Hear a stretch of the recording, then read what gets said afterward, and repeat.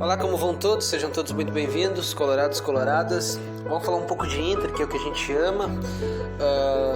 Primeiramente falar que o jogo de amanhã é um jogo fundamental para a gente poder encaminhar um título. E o Sport é vencível, sem dúvida nenhuma. Obviamente a gente deve respeitar todos os adversários, mas dentro de casa o Internacional tem que se impor. O Internacional tem uma maneira bem agressiva de jogar e também a maneira retraída que por muitas vezes a gente joga. Mas o que muitos dizem que o Internacional é só um time retranqueiro, que é uma palavra muito pejorativa, mas é o que muito acéfalo, que não entende nada de futebol, fala. Mas que sejam esses acéfalos da mídia do centro do país, aqui do Rio Grande do Sul, e alguns idiotas da internet. O Internacional ele tem uma maneira defensiva de jogar que é um pouco mais retraída e o Abel faz um jogo bem compactado, onde os jogadores eles sabem a sua função dentro de campo e é tudo bem coordenado para que quando o adversário erre, o Internacional saia num contra-ataque assim bem traiçoeiro. E a gente sempre consegue contra-ataques e também a gente consegue trabalhar jogadas bem porque a gente tem um bom meio de campo, a gente consegue fazer uma jogada bem trabalhada de pé em pé. E a gente não é só esse jogo retraído que muitos dizem o que tem na mídia, o que esses jornalistas idiotas e um monte de outros pessoas que gostam de dar opinião de futebol não compreendem é que não existe uma ideia ruim ou um modo de jogar ruim. O que existe é um modo de jogar e uma ideia para se implementar mal concebida dentro de campo. Uma porque talvez o treinador possa não conseguir explicar, e outra porque talvez os jogadores não consigam compreender bem o que o treinador está tentando passar.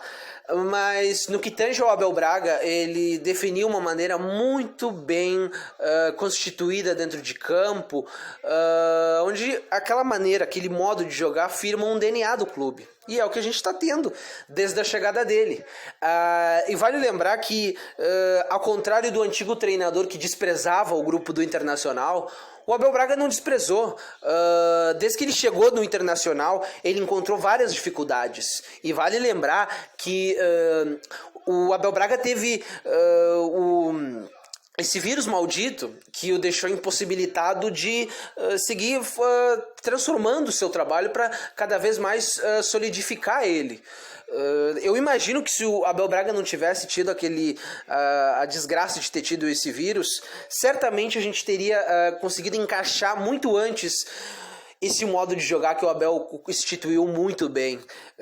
Até porque a gente jogou muito bem contra o Boca Juniors, a gente conseguiu criar uma identidade muito boa de time e os jogadores eles sabem muito bem desempenhar o que lhes é empregado pelo Abel Braga. O Abel Braga ele conseguiu se reinventar como treinador, porque ele estava muito... Talvez faltasse aquele up, aquele brilho no olhar dele que ele está tendo com o Internacional. Eu fico muito feliz porque ele é um ídolo e ele merece, é um grande treinador. E é bom porque com o trabalho do Abel Braga a gente está vendo jovens sendo revelados, a gente está vendo jogadores experientes jogando muito bem. E a gente está vendo que a gente não tem esse grupo curto e esse grupo que aquele treinador fajuto argentino ficava choramingando, dizendo que era um grupo que não podia disputar mais de uma competição. Uma grande mentira.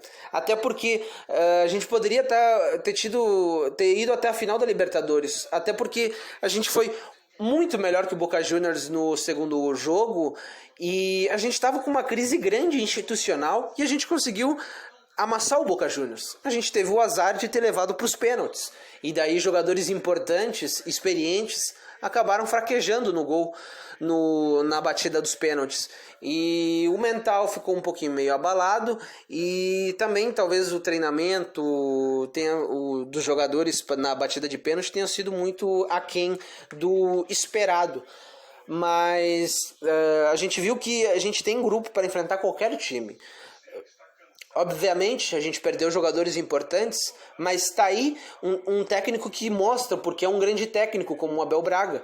Porque mesmo ele não tendo jogadores importantes, e mesmo ele tendo também alguns desfalques de reservas, ele conseguiu constituir um time competitivo e um time que é muito bem constituído dentro de campo, e um time que não desiste, um time que busca a vitória, um time que não se entrega nunca. E é essa cara que a gente queria ver. O Abel Braga recuperou o nosso clube, porque antigamente, com o antigo treinador, a gente não conseguia virar resultados adversos. O Internacional se classificou na Libertadores na 13ª campanha, podendo ter se classificado numa campanha melhor, e as coisas poderiam ter saído melhores para nós. Porque é sempre melhor tu, pelo menos, evitar os grandes adversários. Mas tudo tranquilo, até porque o Abel conseguiu arrumar um time que ele estava em declínio técnico, um declínio técnico-tático significativo nas mãos do Eduardo Coudet, que não tinha potencializado jogadores experientes e potencializou apenas o Galhardo dentre todos os outros jogadores, sendo que o Eduardo Coudet, ele começou o ano, o Abel pegou o time já em cima de competições importantes, e também o Abel teve essa desgraça desse vírus maldito, e o Abel também ele acabou tendo que enfrentar uma crise institucional muito grande, política, no Internacional. Se a gente ganhar esse título, os méritos todos têm que ser para Abel Braga, que conseguiu arrumar o Internacional, fez o Internacional ser competitivo, conseguiu revelar grandes jovens jogadores, e ele potencializou jogadores experientes. O Abel Braga, ele merece todos os louros, a direção, e o Eduardo Coudet não merece nada, até porque eu estou ouvindo uma ladainha muito grande de vários torcedores que tentam elevar o Eduardo Coudet. O Eduardo Coudet pouco se lixou pro Internacional e para a torcida. Valeu, e vamos ganhar amanhã, se Deus quiser, energia positiva.